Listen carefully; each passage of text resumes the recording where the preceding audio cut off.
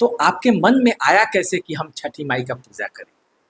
मेरे मन में पिछले कह सकते हैं 1 साल से या 8 महीने से कह सकते हैं, कंटिन्यू मुझे ऐसा फ़ील हो रहा है अंदर से। कभी-कभी ऐसा होता है ना कि आपको आभास हो रहा है या आपको इंट्यूशन आता है कि तुमको छठ करना चाहिए। और ये बार-बार, सबसे पहले तो मैंने खुद में जब ये ज़हन में आया तो मैंने कई बार सोचा कि मैं छठ कर सकती हूँ क्या? क्योंकि बहुत कठिन पर्व है और हमने बचपन से ही इस चीज़ को देखा है, फ़ील किया है, इस इमोशन को जानती हूँ। लेकिन कभी ऐसे मन करेगा कि भाई अम, हमारे समाज में ऐसा भी है कि शादीशुदा औरतें छठ करती आई हैं या पुरुष भी जो सक्षम हैं वो लोग भी छठ करते आए हैं। लेकिन पहली बार मेरे लिए थोड़ा ये सोच वाला वो हो गया कि मैं छठ करूं क्या। लेकिन कुछ दिन बाद मैंने ये घर में डिस्कस किया और मैंने बोला मम्मा, मेरे जहन में ऐसे ऐसे आ रहा है और मुझे बार बार ऐसा लग रहा है कि मुझे कोई कह रहा है मुझे छठ करना है। तो मम्मी ने बोला कि अरे बाप रे, मतलब इतना टफ है, अभी तक मैंने मन्नत मांगा हुआ है, तुम अभी कैसे करोगी। मैंने बोला मुझे करना है मम्मा, मुझे ऐसा लग रहा है कि मैं ना चाहते हुए भी मुझे कोई खींच रहा है। तो मम्मा ने बोला ठीक है, तो पापा से पूछो। फिर मैंने पापा को बोला, तो पापा मेरे किसी भी जब भी कोई डिसीजन लेना चाहती हूँ लाइफ में, पापा ने कभी प्रश्न नहीं किया मुझसे कि क्यों। पापा ने बोला अच्छा, वाह, वेरी गुड, बिल्कुल करना चाहिए, अगर ये श्रद्धा आ रही है इस उम्र में तो I think you should go ahead. तो मैंने बोला कि भाई करते हैं। कट्टू एक वाकया बताती हूँ आपको कि ये सब सिर्फ जद्दोजहद चल रहा था मेरे मन में कि हाँ ना, हाँ ना। लेकिन अचानक से एक शूटिंग आती है मुझे और कॉल आता है कि आपको एक छठ का गाना करना है जो कि कशिश म्यूजिक ऑफिशियल पर रिलीज हुआ है।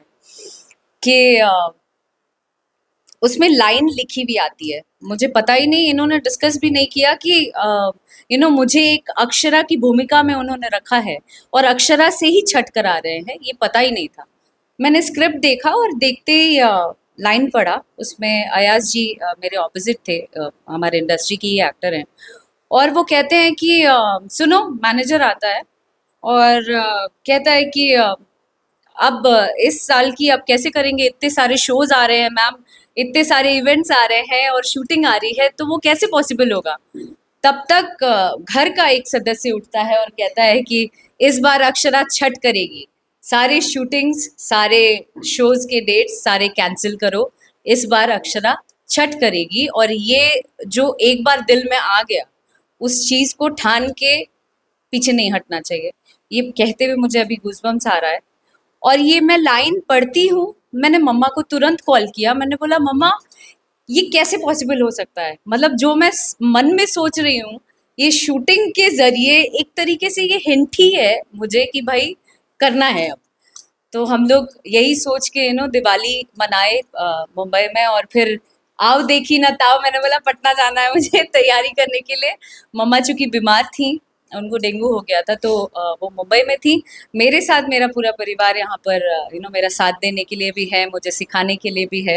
And I am so happy कि मैं अपने बुआ को, दादी को, दीदी को, सबको देखते बड़ी हुई हूँ। तो वो श्रद्धा और वो तो मतलब बचपन से जो देखते हैं वो तो दिल में होता है। तो निश्चित रूप से। और आप जानती हैं कि आप जिस इंडस्ट्री से, तो आपने शुरुआत किया है, मुझे जहाँ तक पता है अभी तक किसी अभिनेत्री ने छठ को वास्तव रूप में नहीं किया है। रियल लाइफ में तो सब करते हैं, हर साल इवेंट भी होता है विभिन्न चैनलों पे और आप लोग हमेशा उसमें शिरकत की हैं, लेकिन पहली बार आप एक लकीर खींच रही हैं। तो इस लकीर खींचने के पीछे क्या मतलब, कोई ऐसा तो नहीं कि कोई विवाद भी तो होगा? आई मीन अभी जिस माहौल में है हम लोग, सबसे पहले तो छठी मैया की बात कर रहे हैं और छठ पर्व हमारे लिए तो बहुत बड़ा पर्व है। और वैसे में अगर कोई नकारात्मक बातें या नकारात्मक सोच भी आती है तो सिर्फ छठी मैया कहूंगी, और कहूंगी बस दूर रहिए सबका भला हो, सबका भला हो। ना